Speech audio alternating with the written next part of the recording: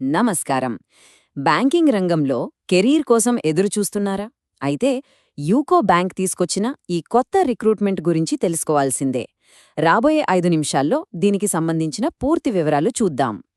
UCO bank మనందరికీ తెలిసినట్టే ఓ ప్రముఖ ప్రభుత్వ రంగ బ్యాంక్ కదా. ఇప్పుడీ బ్యాంకు జనరలిస్ట్ ఇంకా స్పెషలిస్ట్ ఆఫీసర్ల పోస్టుల భర్తీ కోసం ఒక పెద్ద నోటిఫికేషన్ ఇచ్చింది. ఇది పర్మనెంట్ ఉద్యోగం, అంటే ఒక మంచి స్థిరమైన కెరియర్ అవకాశమన్నమాట. మొత్తం ఎన్ని పోస్టులు అనుకుంటున్నారు? ఏకంగా 173. అవును, 173 ఆఫీసర్ పోస్టులను యూకో బ్యాంక్ భర్తీ చేయబోతోంది. ఈ ఖాళీలు కూడా రకరకాల డిపార్ట్మెంట్లలో, స్పెషలైజేషన్లలో ఉన్నాయి. అంటే ఇప్పుడే కెరీర్ మొదలుపెట్టేవాళ్లకైనా, లేదా ఇప్పటికే కొన్నేళ్ల అనుభవం ఉన్న ప్రొఫెషనల్స్కైనా వాళ్ల ప్రొఫైల్కు సరిపోయే ఉద్యోగం ఇందులో దొరికే ఛాన్సుంది. సరే, ఇంకాస్త వివరాల్లోకి వెళ్దామా? సరే, ఇప్పుడు ఈ 173 పోస్టులని ఎలా విభజించాలో చూద్దాం. మీ స్కిల్స్కి, మీ క్వాలిఫికేషన్కి ఏ పోస్టు సరిపోతుందో ఇక్కడే ఒక ఐడియా వచ్చేస్తుంది. చూడండి, ఈ పోస్టులని బ్రాడ్గా 2 కేటగిరీలుగా విడదీశారు. అందులో ఫినాన్స్ మరియు జనరల్ బ్యాంకింగ్ రోల్స్ ఎక్కువగా ఉన్నాయి. ఆ తర్వాతే ఐటీ మరియు ఇతర స్పెషలిస్ట్ రోల్స్ ఉన్నాయి. ఇక్కడ మనం గమనించాల్సిన చాలా ముఖ్యమైన విషయం ఏంటంటే, చార్టర్డ్ అకౌంటెంట్లకు అంటే సీఏలకున్న డిమాండ్. మొత్తం ఫైనాన్స్ ఖాళీలలో ఏకంగా 75 పోస్టులు వాళ్లకే ఉన్నాయి. దీన్ని బట్టి బ్యాంకింగ్ సెక్టార్లో ఫైనాన్షియల్ అకౌంటబిలిటీకి, ఆడిటింగ్కి ఎంత ఇంపార్టెన్స్ ఇస్తున్నారో మనకర్థమవుతుంది.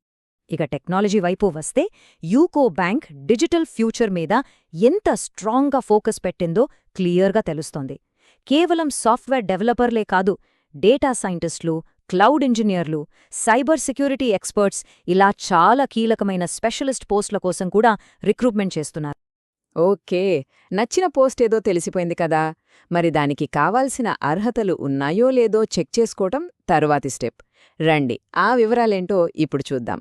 ఈ పోస్టులను 2 రకాల పే స్కేల్స్గా విభజించారు. ఒకటి జూనియర్ మేనేజ్మెంట్ అంటే JMGS1, రెండోది మిడిల్ మేనేజ్మెంట్ MMGS2. ప్రతి స్కేల్కి వయస్సు, అనుభవం విషయంలో వేర్వేరు నిబంధనలున్నాయి. ఇంకో ముఖ్యమైన విషయం, ఈ అర్హతలన్నీ జనవరి 1, 2026 నాటికి ఉన్నాయో లేదో చూసుకోవాలి. ఐటీ పోస్టులకు అప్లై చేసేవాళ్లు ముఖ్యంగా ఈ క్వాలిఫికేషన్స్ గమనించాలి. ఇవి కంపల్సరీ. వీటితో పాటు మీ అప్లికేషన్ను ఇంకా స్ట్రాంగ్ చేసుకోవడానికి CCNA, AWS లాంటి కొన్ని స్పెషల్ సర్టిఫికేషన్స్ ఉంటే మంచిదని కూడా నోటిఫికేషన్లో చెప్పారు.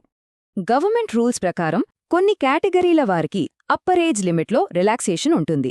ఈ స్లైడ్లో ఆ వివరాలు క్లియర్గా ఉన్నాయి. ఉదాహరణకు SC/ST అభ్యర్థులకు 5 ఏళ్ల వరకు సడలింపు లభిస్తుంది. అర్హతలన్నీ సరిపోతున్నాయా? చాలా మంచిదే. ఇప్పుడు ఆన్లైన్లో అప్లికేషన్ ఎలా ఫిల్ చేయాలో స్టెప్ బై స్టెప్ చూద్దాం. ప్రాసెస్ చాలా సింపుల్గా ఉంటుంది, కంగారుపడాల్సిన పనిలేదు. మొత్తం ప్రాసెస్ అంతా ఆన్లైన్లోనే ఉంటుంది.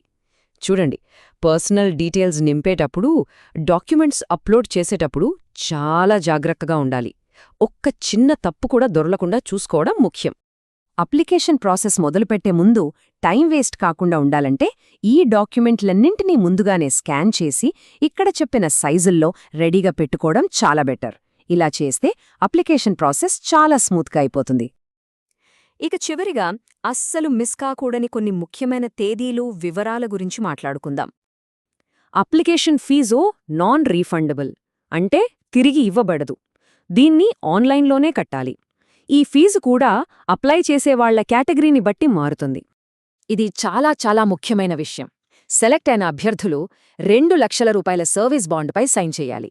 దానర్థమేంటంటే, జాబులో చేరిన తర్వాత కనీసం 2 ఏళ్లు బ్యాంకులో పనిచెయ్యాల్సి ఉంటుంది.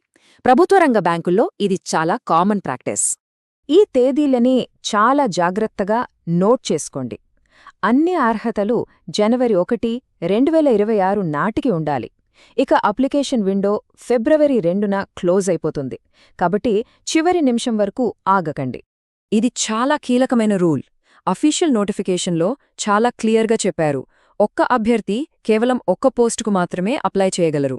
అందుకని మీ అర్హతలకు, ఇంట్రెస్ట్కి ఏ పోస్ట్ పర్ఫెక్ట్గా సూట్ అవుతుందో ఆలోచించి జాగ్రత్తగా ఎంచుకోవాలి.